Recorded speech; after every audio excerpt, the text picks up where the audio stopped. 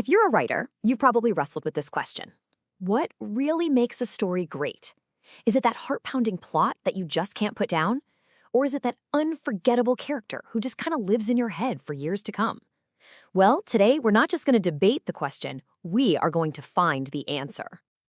So here's what we're going to do. First, we'll dive right into the debate. Then, we're going to define these two styles so you can figure out which one you lean towards. After that, we'll talk about why getting the balance just right is absolutely everything. Then we'll get into some real, concrete tips for your story. And you're going to want to stick around for the end because we've got a challenge that's designed to change how you write, like today. All right, let's jump straight into the ring for round one. Character versus plot. And this isn't just some dusty old academic debate, It's a fundamental choice that every single writer makes, whether they even realize they're making it or not. Just think about your own writing process for a sec. When an idea for a story hits you, what's the first thing you see? Is it a sequence of events? A bank heist, a thrilling discovery, a chase scene? Or is it a person? Someone with a really specific voice, a deep-seated problem they need to solve? Come on, be honest with yourself. Most of us, we have a default setting. But here's the thing, and this is really the whole point. This isn't a choice you have to make. The greatest stories, they don't pick a side. They weave both together beautifully. So the real secret isn't about choosing one over the other. It's about knowing your own tendencies and then working to beef up the other side of that equation. So how do you find that balance? Well, it all starts with a little diagnosis. You've got to know where you stand. So for this next part, let's get super clear on what we actually mean when we say plot-driven versus character-driven. First up, plot. Okay, at its very core, a plot is not just a list of stuff that happens. Nope, it's a chain reaction. This thing happens, which causes that thing to happen, which in turn causes the next thing. That causality, that's the engine of your story. This classic quote from E.M. Forster just nails it. The king died, and then the queen died. Okay, that's just a sequence of events. It's a list. But the king died, and then the queen died of grief. See? That changes everything. That little phrase of grief, that's the connection. The king's death caused the queen's death. That is a plot. So this chart kind of lays it all out pretty clearly. On one side, you've got your plot-driven stories. They're all about external action, always making you ask, okay, what happens next? Think about a book like Octavia Butler's Kindred. It just pulls you forward relentlessly. Then on the other side, you've got character-driven stories focused on what's happening inside a person, making you ask, how is this person going to change, like in Amy Tan's The Joylet Club? So as you're looking at this, which column feels more like home to you? So by now, you've probably picked a team. You're thinking, oh yeah, I'm a plot person, or nope, I am all about the character. But now we're going to talk about the danger of going to extremes. Because leaning too far one way or the other can totally sink your story. I don't care how brilliant that one part is.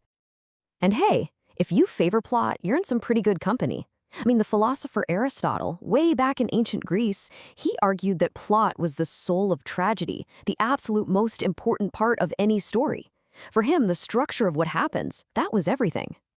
But here's the problem with that. You can have a story with the most mind-blowing twists and incredible action scenes, but it can still feel totally hollow if we don't care about the people it's all happening to, right?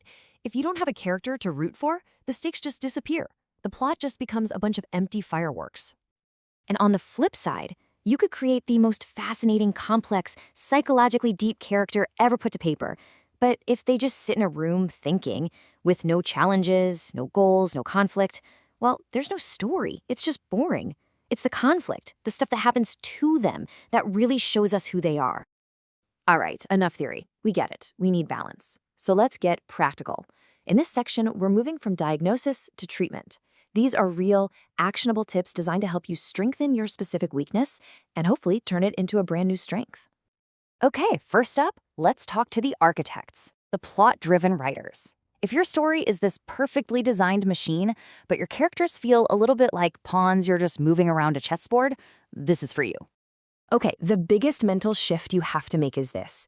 Your character's choices should cause the plot, not the other way around. And to do that, you have to really truly know them.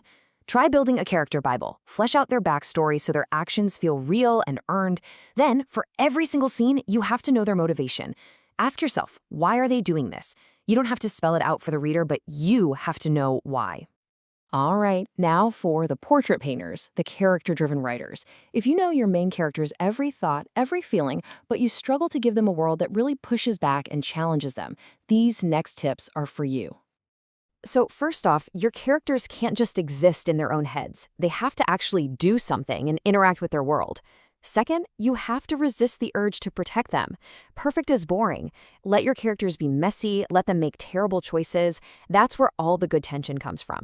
And finally, you have to create real external threats. Figure out the absolute worst thing that could happen to them, and then make it happen. That is how you reveal their true nature. Okay, we've defined the two styles, we've talked about why balance is so important, and we've given you some tips for your weaker side.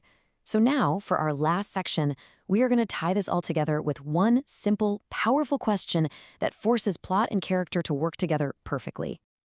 This is it. This is the one question that perfectly melts plot and character together. And why does it work so well? Because thinking about the worst thing that can happen forces your character to act. That's your plot.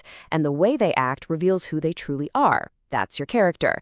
So it doesn't matter what kind of writer you are, ask yourself this question. What is the absolute worst thing that can happen to my character? Now, stop listening to me and go write it.